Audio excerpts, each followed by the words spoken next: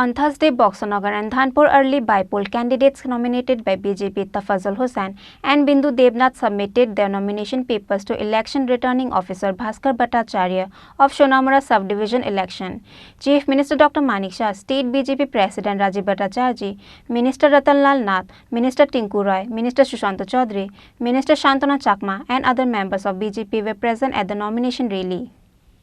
On Thursday, Boxanagar and Dhanpur early by-poll candidates nominated by BJP Tafazul Hussain and Bindu Debnath submitted their nomination papers to election returning officer Bhaskar Bhattacharya of Shonamura sub-division election. Supporters of the locality with Tafazul Hussain, the nominated candidate of Boxanagar constituency by election, came from Boxanagar to Shonamura with hundreds of thousands of supporters on a bike rally. The rally was started from Shonamura Hospital Chomni to Shonamura in front of SDM office. Chief Minister Dr. Manik Shah, State BJP President Rajiv Bhattacharya, Minister Ratanlal Nath, Minister Tinku Roy, Minister Sushant Chaudhary, Minister Shantanu Chakma, State BJP Secretary Papia Datta, TIDC Chairman Nabadul Banik and other members of BJP were present at the nomination rally. 100% পার্থিত আছে। গত নির্বাচনে আমি নতুন ছিলাম, তারপরে গত নির্বাচনের situation ছিল একটা, আর এইবারে যে নমিনেশন দিলাম মানুষের মধ্যে যেহেতু উল্লাস, নমিনেশন দেওয়ার দিন এবং টিকিট ডিক্লেয়ার হওয়ার পর যে উল্লাস দেখে এখন তো নো ডাউট আমি একজন প্রার্থী হিসাবে অত্যন্ত আনন্দিত। আমি যদি ভাবতাম যে বক্সনগরে আমি যে 500 ভোট 300 ভোট 100 ভোটে জিতবো তাহলে আনন্দিত হতাম না। এইবার আপনারা দেখবেন যে হয়তো আজকে দেখেছেন যে উল্লাসের সাথে মা, মনে করেন যে মহিলা, পুরুষ, ছোট যুবক এবং মাতৃশক্তি সবাই মিলিতভাবে যে উল্লাসের সাথে আজকে এসে নমিনেশন সাবমিট করেছে তার থেকে যথেষ্ট প্রমাণ হয়ে যায় সিপিএম এবার জামানত জব্দ হবে, একবারে নিশ্চিত। আপনারা সাক্ষী থাকবেন। বক্সনগর বরাবরই বাম দুর্গ ছিল, সেই বাম দুর্গে 23-এর বিধানসভায় নির্বাচনে আপনার পরাজয় ঘটে এবং এবার ফের আপনি সে উদ্যম নিয়ে ফিরছেন। কি মনে হচ্ছে সেই বাম দুর্গে পদ্মফুল ফোটাতে আপনি কতটুকু সক্ষম হবেন এবার? আপনার কথাটা প্রথম বলছেন কি বাম দুর্গ ছিল, আপনি কালকে কলকাতায় ছিলেন, আজকে তো সোনামুড়াতে ছিল কোনো একদিন। আজকের দিনে ত্রিপুরাতে যদি এইবার কংগ্রেস সাথে তারা একটা জোট না করতো, এইবার সিপিএম লুপ্ত প্রায় পানিতে পরিণত হতো ত্রিপুরা রাজ্যে। যে দুর্নীতি ত্রিপুরা রাজ্যে 25 বছরে করেছে ত্রিপুরার মানুষ, আপনি হিসাব মিলিয়ে দেখেন 2018 সালের নির্বাচনে ত্রিপুরা রাজ্যে একজনও মেম্বার বিজেপির ছিল না, পঞ্চায়েতের মেম্বার ছিল না। এত দুর্নীতি করেছে ত্রিপুরার মানুষ চাইছিল একটা সঠিক দল ত্রিপুরাতে আসুক, ত্রিপুরার মানুষকে পরিত্রাণ দিতে। যখন নরেন্দ্র মোদীজির সরকার, নরেন্দ্র মোদীজির পার্টিটা ত্রিপুরাতে আসলো, বিপ্লব দেব আসলো এবং নরেন্দ্র মোদীজি ত্রিপুরাতে পদার্পণ করলো, তখন ত্রিপুরার মানুষ একটা মেম্বার না থাকার কারণে 42-44টা সিট নিয়ে আমরা বিজেপি সরকারে আছি। সিপিএমের একটা ধর্ম আছে, প্রত্যেক পার্টির একটা ধর্ম আছে। সিপিএম একবার যদি একটা স্টেটেতে যায়, সিপিএম আর কোনো দিন আসে না, কারণ সরকারে থাকাকালীন যে দুর্নীতি ওরা তাদের নেতা নেত্রী ক্যাডাররা করে, যখন সরকার চলে যায় ক্যাডারদের দুর্নীতি সব মানুষের সম্মুখে চলে আসে।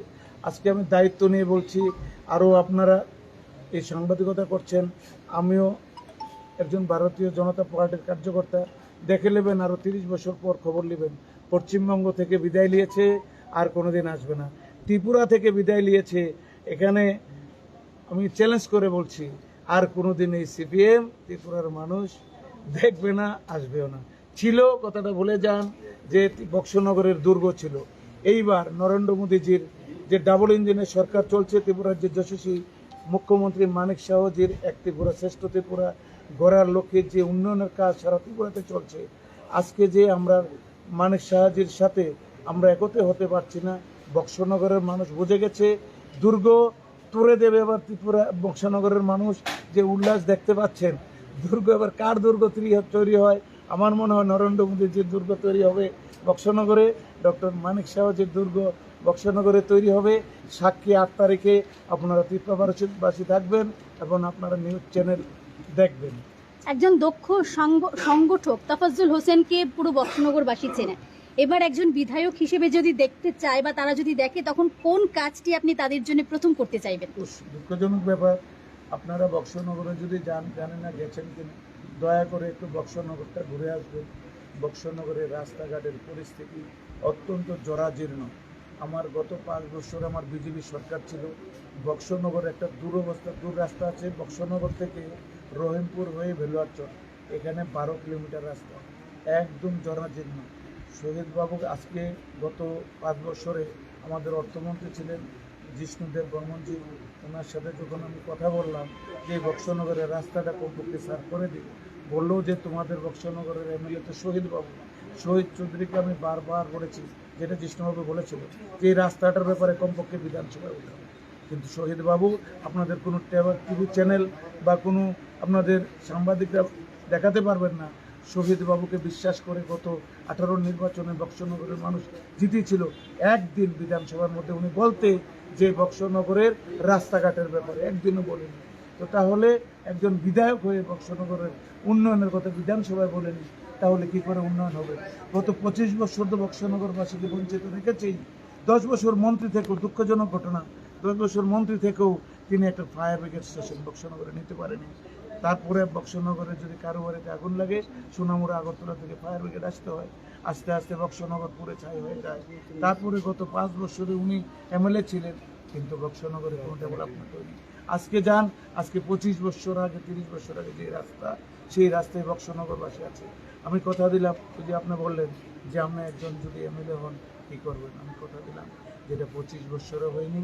25 বছর সিপিএম, গত 5 বছর আমাদের গার্জিয়ান না থাকার কারণে বক্সনগরের যে কাজগুলো অধুরা রয়ে গেছে, আমি দায়িত্ব নিয়ে বলছি এইবার যদি আমি বিধানসভা যেতে পারি তাহলে 4.5 বছর বাকি, 4.5 বছরে যা কাজটা করে দেখাবো যেটা 25 বছরে সিপিএম করতে পারেনি। এখন চ্যালেঞ্জ, তার চ্যালেঞ্জটা করলাম কেন? আমার দিল্লিতে বিজেপি সরকার, ত্রিপুরাতে বিজেপি সরকার, ডাবল ইঞ্জিনের সরকার এবং সবকা সাথ সবকা বিকাশের সরকার। আমার ত্রিপুরা রাজ্যের মুখ্যমন্ত্রী, যশস্বী মুখ্যমন্ত্রী মানিক সাহজির এক ত্রিপুরা শ্রেষ্ঠ ত্রিপুরা যে স্বপ্ন, সেই স্বপ্নের সাথে আমার বক্সনগর জুড়ে যাবে, অটোমেটিকলি উন্নয়ন হবে। জয় নিয়ে কতটুকু নিশ্চিত? 100,000% জয় সিপিএম এর। আপনি নিশ্চিত থাকুন, এবার সিপিএম এর যে প্রার্থী সে আর জামানত জব্দ হবে। সিম্পিতি বলে কোনো কিছু নেই। আজকের দিনে অনেকে বলে সিম্পিতি ভোটের জন্য ওনার ছেলেকে দেওয়া হয়েছে।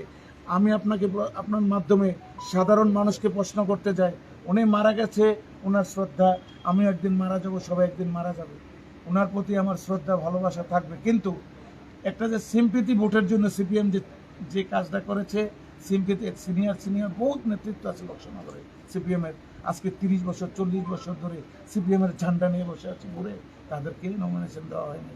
আজকে যে লোকটাকে নমিনেশন দেওয়া হয়েছে উনি সিপিএমের কোনো পদে ছিল না, তারপরে ওনাকে নমিনেশন দেওয়া হয়েছে কী কারণে? সিম্পিতির কারণে। ঠিক আছে, সিম্পিতিটা উনি 5 মাস যে এমএলএ ছিলেন, বক্সনগর মানুষ যে ওনাকে ভোট দিয়েছিল, 5 মাসে উনি কী কাজটা করেছেন?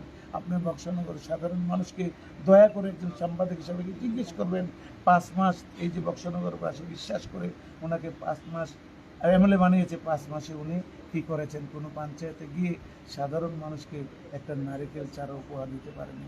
আজকে যদি 5 মাসে 50টা চাকরি দিয়ে যেতে পারতো, 5 মাসে এলাকার ডেভেলপমেন্ট করে যেতে পারতো, তাহলে একটা সিম্পিতি বোধ হতো কি যে আমার বাবা অনেক কিছু করেছে, শামসুল হক সাহেব এমএলএ হয়ে এখানে 100 চাকরি দিয়েছে, রাস্তাঘাট করেছে, মানুষের ডেভেলপমেন্ট করেছে, পানীয় জলের ব্যবস্থা করেছে, তাহলে সিম্পিতি ভোট হতো। সিম্পিতি ভোট, আজকে মানুষ সচেতন, ডিজিটাল জমানা, নরেন্দ্র মোদী 2014 সালে ক্ষমতায় এসে ডিজিটাল করে দিয়েছে। সাধারণ মানুষকে সাধারণ ভাববেন না, প্রত্যেকটি মানুষ মিনিটে মিনিটে সারা পৃথিবীর খবর রাখে। সিম্পিতি বলে কিছু নেই। যদি সিম্পিতি থাকতো তাহলে আমাদের ভারতবর্ষের যে এখন রাহুল গান্ধী, কারণ সিম্পিতি যদি মানুষ সিম্পিতিভাবে ভোট দিত, রাহুল গান্ধী 50 বছর প্রধানমন্ত্রী থাকতো। কারণ রাহুল গান্ধীও এই যে দাদু, যেটা ইন্দিরা গান্ধীকেও মেরেছিল সন্ত্রাসবাদীরা, রাজীব গান্ধীকেও সন্ত্রাসবাদীরা মেরেছিল। সিম্পিতি ভোট যদি মানুষ দিত, তার কাজের নিরিখে ভোট দেয়, মানুষ চায় রুটি কাপড়া ওর মকান, রুটি কাপড়া মকান যে পাবে তাকেই ভোট দেবে। সিম্পিতি বলে কোনো কিছু নেই, আবেগ বলতে কোনো কিছু নেই, কারণ মানুষ সচেতন। এটা আমাদের নিশ্চিত হয়ে গেছে, এর মধ্যে কোনো সন্দেহ নেই। আপনাদের মাধ্যমে যারা আমাদের বক্সনগর এবং ধনপুরের যারা আমাদের ভোটাররা রয়েছেন, তাদের কাছে আপিল করবো যে ডাবল ইঞ্জিনের সরকার, কেন্দ্রে নরেন্দ্র মোদীজির নেতৃত্বে সরকার, রাজ্যে আমাদের মুখ্যমন্ত্রী ডক্টর মানিক সাহাজির নেতৃত্বে যে সরকার পরিচালিত হচ্ছে, এই ডাবল ইঞ্জিনের সরকার মানুষের জন্য, এই রাজ্যের জনগণের জন্য যে কাজ করেছে, আমরা দৃঢ় বিশ্বাস যে আমাদের প্রার্থীরা বিপুল ভোটে জয়ী হবে এবং এই এলাকার সার্বিক উন্নয়নের স্বার্থে ওনারা কাজ করবে। বিরোধীদের নিয়ে কি বলবেন? বিরোধীরা তো সামদান বন্দ্যোপাধ্যায় অ্যাপ্লাই করছে জয়ের জন্য। দেখুন, আজকে তাদের দেউলিয়াপন, কংগ্রেস এবং কমিউনিস্ট তাদের যে দেউলিয়াপন সেটা প্রমাণিত হয়েছে, কারণ কমিউনিস্টরা 25 বছরে এই রাজ্যের বুকে রাজত্ব করেছে আর কংগ্রেস বিরোধী দল ছিল। তো এই কংগ্রেস এবং সিপিএম এই ত্রিপুরা রাজ্যে তারা আতাত করেছে, জোট করেছে বিজেপিকে রুখার জন্য। তো তাদের যে নিজস্ব দেউলিয়াপন সেটা বহিঃপ্রকাশ হয়েছে। 2023-এ এই ত্রিপুরা রাজ্যের মানুষ তাদেরকে উচিত শিক্ষা দিয়েছে। যে কমিউনিস্ট 25 বছর রাজত্ব করেছে এই রাজ্যে, এই কমিউনিস্ট আজকে বিরোধী দলের তকমা পর্যন্ত হারিয়েছে। আর যেই কংগ্রেস বিরোধিতা করে, এই যে পরিস্থিতি, এমন পরিস্থিতিতে ত্রিপুরা রাজ্যের মানুষ ভালো করে জানতে সক্ষম মানুষ যে বিগত দিনে তাদেরকে বোকা বানিয়ে যেভাবে রাজত্ব করেছে, এখন মানুষ জাগ্রত হয়ে গেছে, মানুষ মোদিজির পক্ষে রয়েছে। মানুষ এই ধানপুর এবং বক্সনগরের মানুষ পদ্ম খুলে আগামী দিন আমাদের প্রার্থীদের বিপুল ভোটে জয়। Likewise, a huge rally was organized from Shonamura Post Office to Shonamura SDM Office in gratitude of Dhanpur constituency candidate Bindu Debnath, Minister Pratima Bhaumik, Minister Ratanlal Nath, former Deputy CM Jishnu Debarma, Minister Shukla Charan Nuatia, MLA Rampada Jamatia, and other members of BJP were present during submitting the nomination. ভারতীয় জনতা party একটা সর্বভারতীয় দল আমাকে মনোনয়নপত্র দিয়েছে। তার জন্য আমি আমার মাননীয় প্রধানমন্ত্রী থেকে শুরু করে কেন্দ্রীয় এবং রাজ্য নেতৃত্বকে ধন্যবাদ জানাই। এই বিধানসভা কেন্দ্র একটি হেভিওয়েট বিধানসভা কেন্দ্র। এই কেন্দ্র থেকেই 25 বছরের মুখ্যমন্ত্রী নির্বাচিত হয়েছেন এবং এই কেন্দ্র থেকেই ত্রিপুরার একমাত্র মহিলা কেন্দ্রীয় প্রতিমন্ত্রী নির্বাচিত হয়েছেন। সেই কেন্দ্রে এবার আপনি প্রতিদ্বন্দ্বিতা করছেন।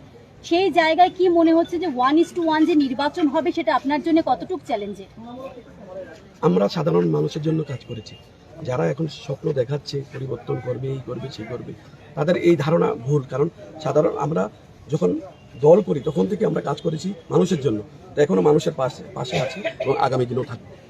আরেকটা বিষয় যে এই মুহূর্তে দাঁড়িয়ে আপনি যে বিধানসভা থেকে লড়াই করছেন, এই বিধানসভায় বিভিন্ন রাজনৈতিক দলের প্রার্থীরা রয়েছে এবং যেটা বলছিলাম যে বাম দুর্গ, এই বাম দুর্গে পদ্মফুল ফুটিয়েছেন প্রতিমা ভৌমিক।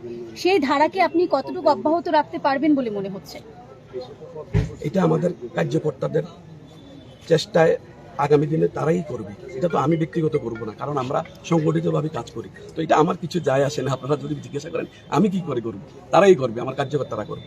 মণ্ডল সভাপতি হিসেবে কর্মকর্তাদের সাথে একেবারে গ্রাউন্ড লেভেল পর্যন্ত ছিলেন। এবার বিধায়ক হয়ে সুযোগ এসেছে যে জনগণের জন্য কিছু করার, প্রশাসনিকভাবে এতদিন সাংগঠনিকভাবে করছিলেন।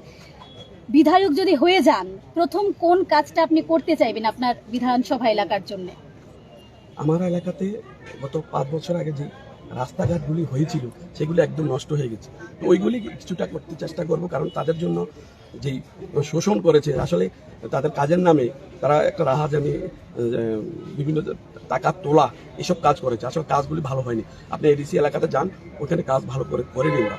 ওই কারণে আমরা প্রথমে আমাদের এডিসির জনজাতি যারা ভাই বোন আছে তাদের জন্য আমি চেষ্টা করব উন্নয়নে এগিয়ে নিয়ে যেতে। আমাদের যে উন্নয়নের বন্যা চলছে সেই উন্নয়নের ধারায় তাদেরকে আমাদের সঙ্গে নিয়ে আসতে, কারণ সত্যিভাবে বলতে গেলে তারাই সবচেয়ে বেশি পিছিয়ে আমাদের। একেবারে সব শেষে আপনার যারা ভোটাররা বা গণদেবতারা, তাদের উদ্দেশ্যে কি বলবেন? আমি আমার ভোটারদের জন্য বলবো, যেহেতু এটার জন্য আমার পাশে ছিলেন, দিদির পাশে ছিলেন, মাননীয় প্রধানমন্ত্রী নরেন্দ্র মোদীজির পাশে ছিলেন, তার জন্য আমি ওনাদেরকে বলবো যে আপনারা আমারও পাশে থাকবেন এবং ভারতীয় জনতা পার্টির পাশে থাকবেন। জনজাতি ভোটারদের ভোট কতটুকু পাবেন বলে আশা করতে পারছেন?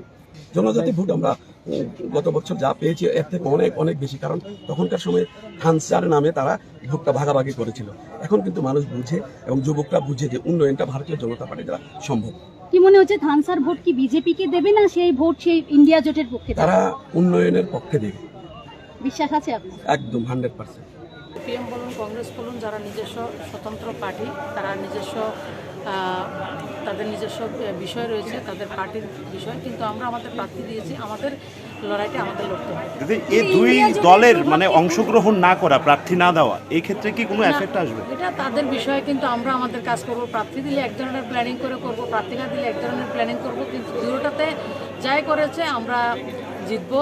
এটা আমাদের রিপোর্ট কার্ডে আমাদের আত্মবিশ্বাস রয়েছে এবং মাননীয় প্রধানমন্ত্রী বলেছেন গোটা দেশের ওনার পরিবার যে স্বাধীনতা দিবসের যে লালকেল্লাতে বক্তব্য রেখেছেন এবং উনি লালকেল্লাতে বলেছেন পশ্চিমবঙ্গ মুসলিমের কথা উনি বলেছেন। এই প্রথম ভারতবর্ষের কোনো প্রধানমন্ত্রী সমাজের সবচেয়ে গরিব যে মুসলিমরা রয়েছে, মাইনরিটিরা রয়েছে, তাদের কথা লালকেল্লা থেকে প্রধানমন্ত্রী বলেছেন। তো আমরা আশা করি মাননীয় মোদীজির যে সবকা সাথ সবকা বিকাশ, আমার বক্সনগরে বলুন, ধনপুরে বলুন, প্রত্যন্ত অঞ্চলে যারা মাইনরিটি রয়েছে প্রত্যেকটা অংশের কৃষক, শ্রমিক, হিন্দু, মুসলিম, বৌদ্ধ, খ্রিস্টান, জাতি জনজাতি প্রত্যেকটা মানুষের কাছে পৌঁছে দেওয়ার কাজ করেছি। আমরা মোদিজির পিয়ন, পাবলিক এবং মোদিজির মধ্যে হচ্ছে আমরা হচ্ছে পিয়নের নির্বাচন হচ্ছে আমাদের, কিন্তু মানুষের সঙ্গে মোদিজির ডাইরেক্ট সম্পর্ক হয়েছে, মানুষেরও মোদিজির সঙ্গে ডাইরেক্ট সম্পর্ক রয়েছে। দেখবেন যেটাই বলে মোদিজি দিয়েছে, মোদিজি বলছেন। তো আমাদের দায়িত্ব মোদিজি যে কাজটা করছেন সেটা তাদের কাছে পৌঁছে দেওয়া। সেই পৌঁছে দেওয়ার প্রতিনিধিটা ওনারা 5 তারিখে নির্বাচিত করবেন এবং আমার গণতান্ত্রের প্রতি সম্পূর্ণ বিশ্বাস রয়েছে। 2023-এ ধনপুরে যে ইতিহাসটা সৃষ্টি করেছেন সেই ইতিহাসটাকে অব্যাহত রাখবেন এবং ধনপুর এই প্রথম পাকাপাকিভাবে নিজেদের ঘরের প্রতিনিধি পাবেন। কারণ প্রতিনিধি তো পান, কিন্তু সবসময় ধনপুরের বাইরের আউটসাইডার, যে কোনো দলের, কংগ্রেস হোক, সিপিএম হোক, আউটসাইডারে হয়। তো আজকে নির্বাচিত প্রতিনিধি ধনপুর নিজের ছেলেকে পাবে এবং আমাদের বক্সনগরও এই প্রথম ভারতীয় জনতা পার্টির আমরা প্রতিনিধি পেতে চলেছি। However, the Tripura Congress Party did not nominate their candidate in the by-election in both constituencies. However, which side will the both opposition party will go in favor will get to know in times. Reported by Mosara from Sonamura, Chini Khorang.